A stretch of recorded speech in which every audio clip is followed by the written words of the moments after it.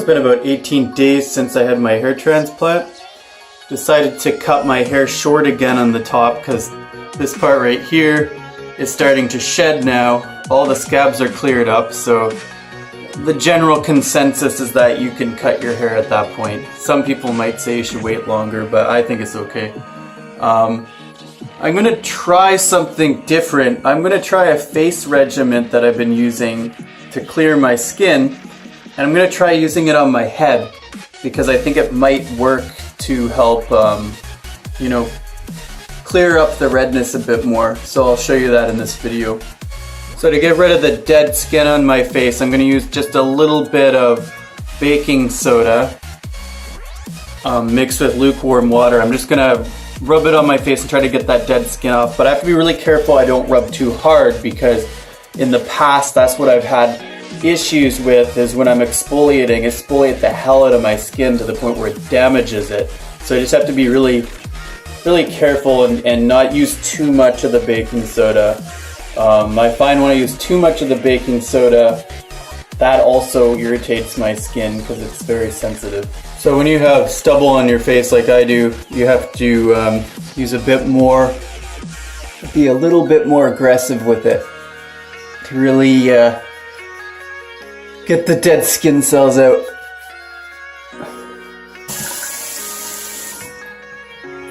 I find you want to get it off of your face as fast as possible because it starts to kind of burn, especially if you have sensitive skin like I do.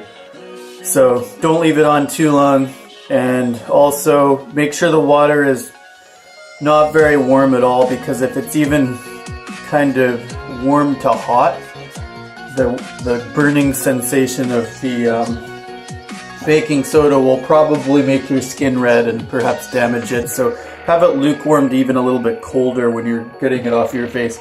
So now I'm going to do the same thing on the top of my head that I did on my face, but just a little more gentle, especially in the area where I got the grafts. The back part I'm not too concerned about, but just this part here, be really gentle. So the idea here is I'm getting rid of any dead skin cells that are still on there. I wouldn't recommend doing this until all your scabs are completely gone.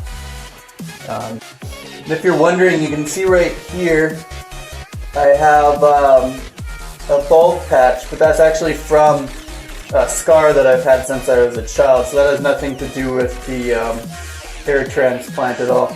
I'm thinking if I get another hair transplant in a year, I might ask them to actually put a couple of new hairs in that spot. I don't know. It might be worth a try.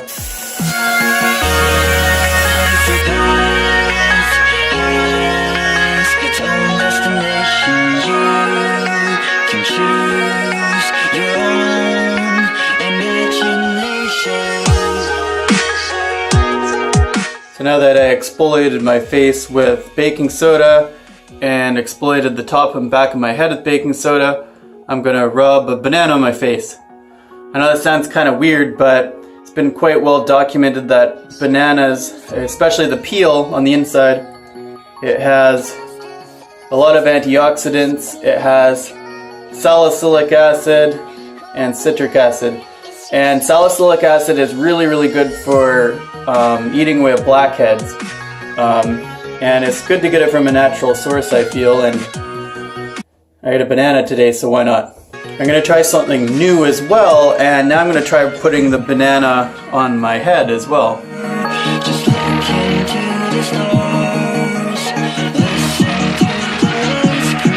So I'm trying to get a lot of it around my nose, and especially in the crease in my nose, because that's where I have a lot of blackheads.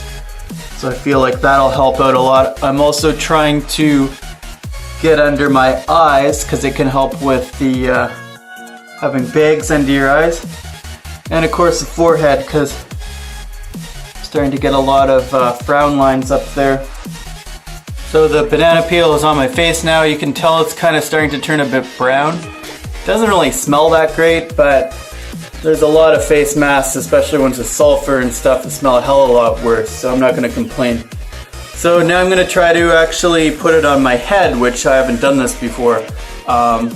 This is completely experimental. I have no proof if this will work, but my theory is that the nutrients from the banana peel will help nourish the redness on the head, and the salicylic acid will help eat away at any dead skin that's starting to form. So perhaps it'll create a healthier scar area. So now to finish it off, I'm going to put some Vaseline on the top of my head. It's been proven that Vaseline helps aid in the healing of scars pretty much as well as any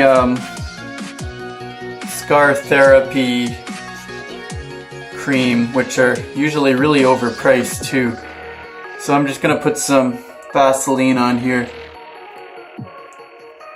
The idea is that the Vaseline will keep moisture in and stop dryness, which will result in, skin flaking and not healing so well.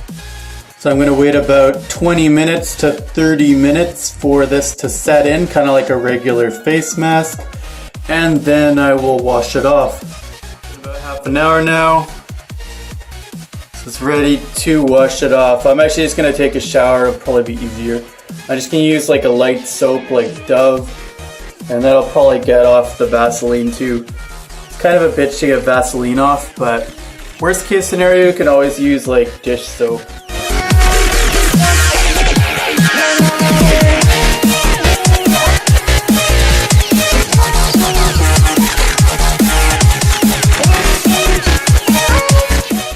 So I just had a shower and I got all that gunkel off my face. I had to use dish soap to get the Vaseline off my head.